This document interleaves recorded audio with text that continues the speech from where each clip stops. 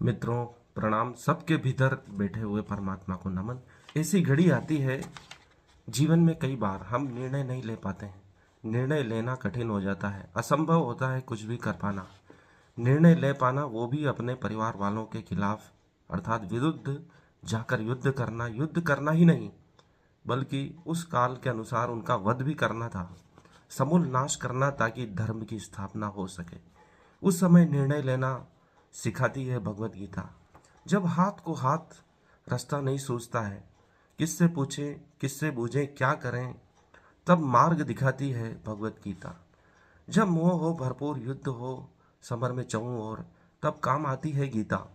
दुविधा की स्थिति हो, विपरीत परिस्थिति हो, तब रास्ता सूझता नहीं है, तब काम आती है गीता। गांधी जी को मार्ग दिखाने वाली, तिलक, विवेकानंद आदि महापुरुषों को मार्ग दिखाने वाली है गीता।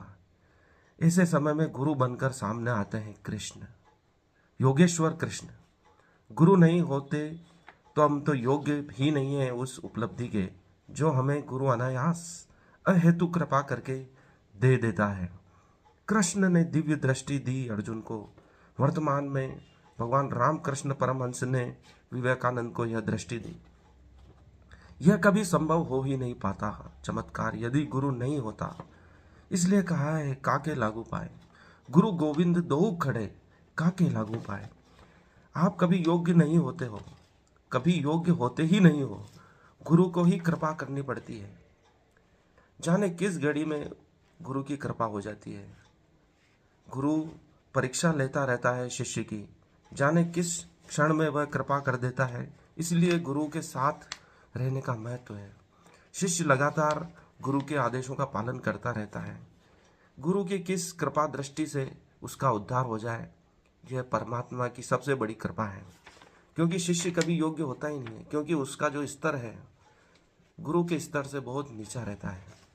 गुरु को ही कृपा करके उसके स्तर को ऊपर लाना पड़ता है। यह एकदम छलांग लगाने जैसा है। हम किसी रास्ते पर बीच में नाला है और छलांग लगाकर तत्क्षण दूसरे तरफ चले जाते हैं, और गुरु यही करता है कि आप निम्नतर स्थिति से एकदम उच्चतम स्थिति तक आ जाते हो। गुरुओं के साथ बैठने योग्य बना देता है। आप इसे कभी समझ नहीं सकते हैं। इसे बस कह सकते हैं अहेतु कृपा।